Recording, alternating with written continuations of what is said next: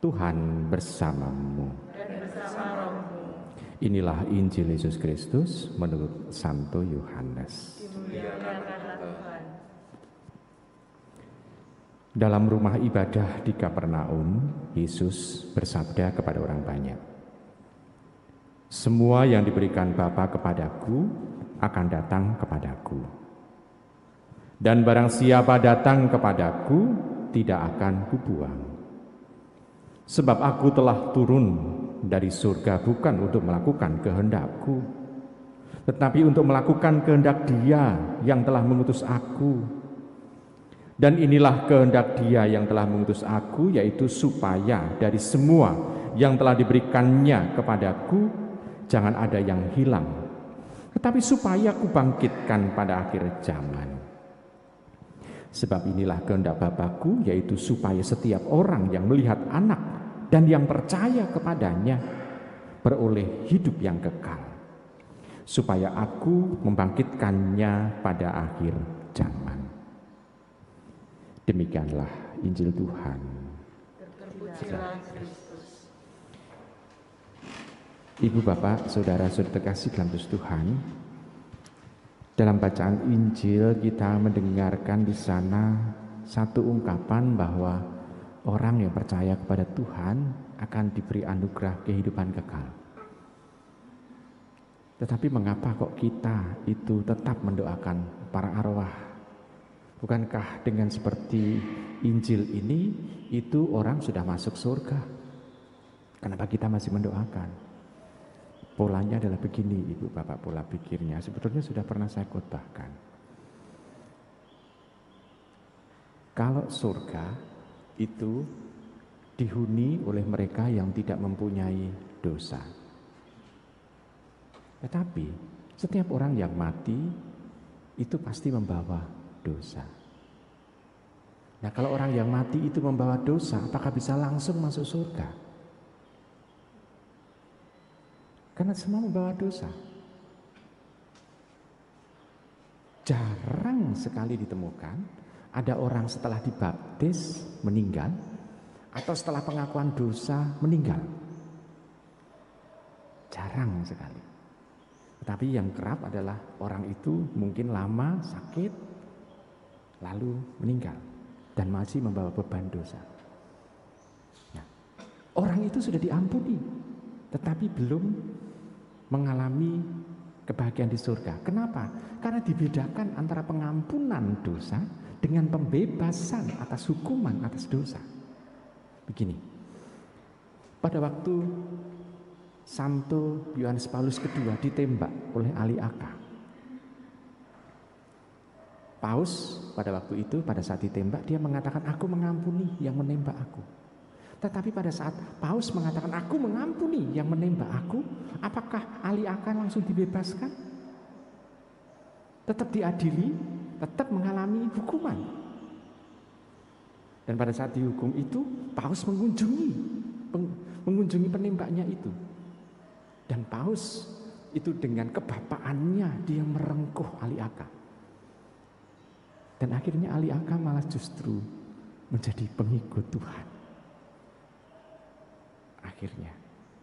Nah, Ibu Bapak Saudara terkasih, pengampunan dengan pembebasan atas hukuman dibedakan. Nah, kita diampuni karena Tuhan memang Maha Pengampun. Saking kita kurang percayanya, kita seringkali mohon, "Ya Tuhan, ampunilah."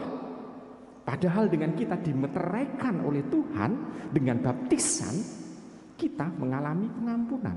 Tetapi pembebasan atas dosa berbeda. Maka orang-orang Kristiani, kita ini memohon kepada Tuhan supaya kita mendapatkan pelepasan atas hukuman, atas dosa yang sudah kita lakukan dengan cara minta indulgensi. Nah, indulgensi artinya adalah kita mohon supaya saudara-saudara kita yang sudah meninggal itu dibebaskan atas hukuman atas dosa itu. Lalu tempatnya di mana? Begini Ibu Bapak, dengan satu cerita saja. Misalnya Anda punya anak umur 2 tahun. Anak umur 2 tahun itu mau eksplorasi lingkungannya. pada suatu kali dia membawi sesuatu yang eksotik. Dia membawi jumbleng. Nah, karena ada sesuatu bau yang eksotik yang tidak ditemukan di rumah, dia mendatangi jumbleng itu, lalu dia masuk ke jumbleng itu karena ingin mengeksplorasi jumbleng. Jumbleng itu adalah tempat kotoran. Nah, kita sebagai orang tua melihat anak itu, marah enggak sebetulnya? Marah enggak? Marah. Tetapi cara memarahinya ya sesuai dengan daya tangkap anak 2 tahun. Tetapi apakah Anda mengampuni? Mengampuni enggak? Mengampuni karena dia adalah anak. Kalau mengampuni, apakah langsung diangkat dan digendong?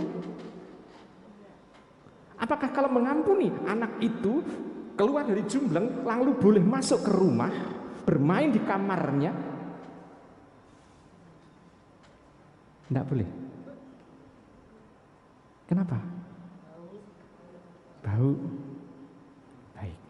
Tapi dia, karena kita sebagai orang tua, kita tidak kuat dengan bau eksotik jumbleng itu, tentu kita narik anak itu kan ya. Narik.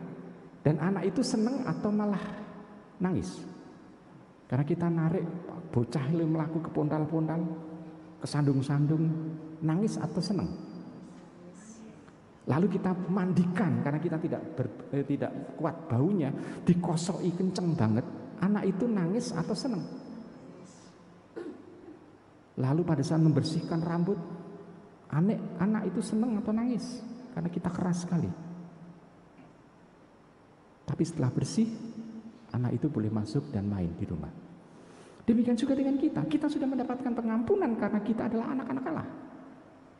Tapi pada waktu kita merasakan ya, seperti itu, kita masih punya beban dosa, bau eksotik dosa itu, kita malah kalau mau dolanane malah neng jumbleng dosa.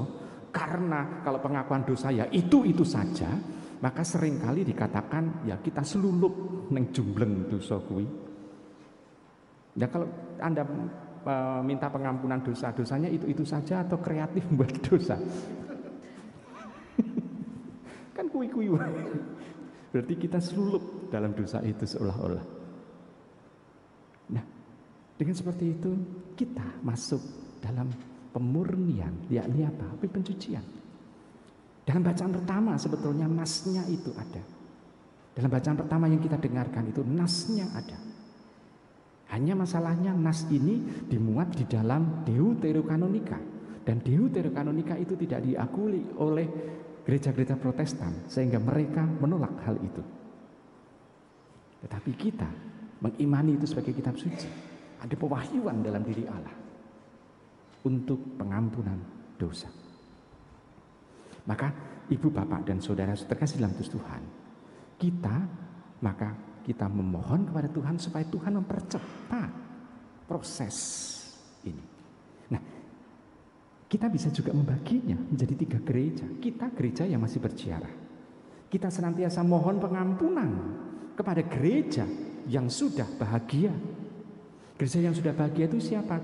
Santo, Santa, Beato, Beata yang kita rayakan kemarin tanggal 1. Tetapi kita masih ada gereja yang sedang menderita, yaitu mereka yang ada di api pencucian.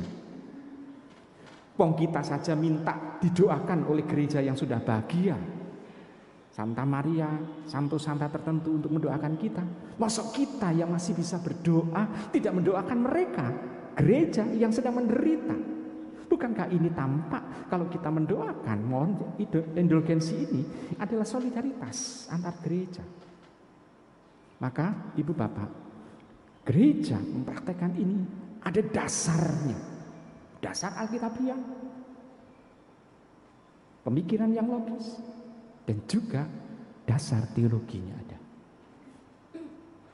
Maka kalau kita mendoakan mereka, mohonkan satu hal, yakni Tuhan bebaskan saudara kami yang kami cintai itu dari hukuman, dari segala hukuman atas dosa yang pernah dia lakukan dan belum pernah diakukan. Kenapa begitu? Kita jujur saja. Apakah semua dosa yang kita lakukan itu sudah kita akukan kepada Romo? Biasanya, enggak lah, hanya ini saja. Kadang-kala begitu. Tapi untung saya dan Romo Triatmoko bukan Padre Pio. Kalau Padre Pio itu bisa membaca pikiran orang, bisa membaca masa lalu orang. Sehingga kalau mengaku dosa di Padre Pio malah mengatakan, lah dosamu yang ini kok belum diakukan. Untung saya dan Romo Triatmoko bukan Padre Pio, sehingga tidak mencecar kita. Tetapi paling tidak itu memberikan suatu perhatian bagi diri kita. Apakah saya betul serius untuk bersihkan diri? Dalam perziaran ini kita ingin di akhir ending dari perziaran adalah kebahagiaan. Maka ibu bapak dan saudara terkasih dalam Tuhan, maka mari kita bukan hanya sekedar mendoakan mereka yang sudah meninggal, tetapi kita juga berbenah diri dalam hidup ini. Selamat merenungkan.